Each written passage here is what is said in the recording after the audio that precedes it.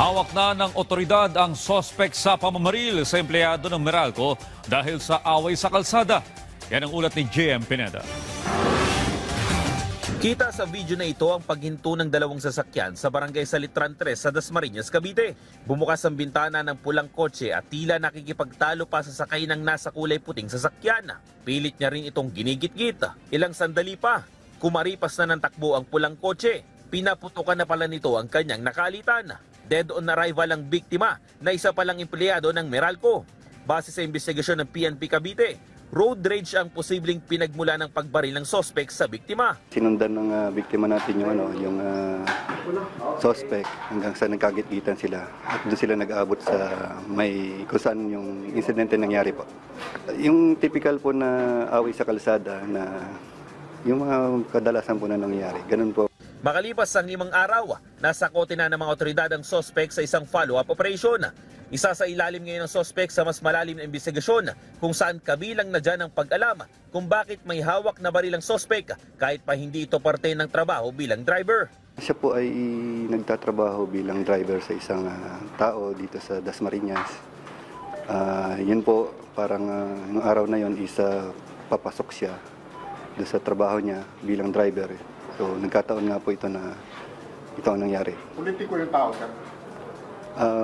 Yun po ang tatanong natin yun po ang patutunguhan ng natin investigation kung anong personality po ng kanyang pinagtatrabahuan. Driver security guard ba siya? Driver lang po, driver. Kanina ay mismo si Interior and Local Government Secretary John Vic Remulla ang nagarap sa sospek sa publiko. Dito ay sinabi niya na case solved na ang nangyaring pagpatay sa biktima. Malaking bagay umano ang kooperasyon ng mga barangay officials, pati na rin ang LGU ng Imus Cavite kung saan nakatira ang sospek.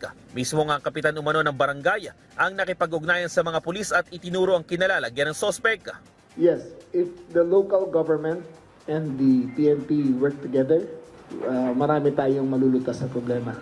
Sa panahon nito, nakita mo ang mayor at ang governor at barangay captain, yung tatlong sangay ng local government nagtulungan para makuha ang suspect agad. Samantala, muli namang pinabulaanan ni Remulla ang kumakala sa social media na ang dahilan umano ng pagsibak kay ex-PNP Chief General Nicolas Torre III ay ang hindi nito pagpirma sa isang budget insertion na may halagang 8 bilyong piso para makakuha ng nasa 80,000 firearms units.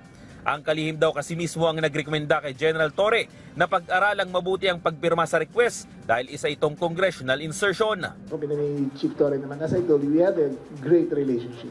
Ngayon, pinag-aaway kami, ang team ko.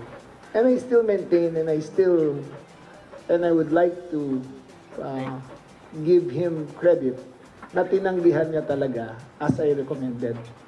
So yung pinakitang hindi siya nakapirma, that was a NAPOLCOM resolution, entirely different from the purchase. Wala talaga. So General Torre did not do anything wrong. Nag-cooperate siya sa akin, nag-confirm siya. Okay kami dun sa issue niya. JM Pineda para sa Pambansang TV sa Bagong Pilipinas.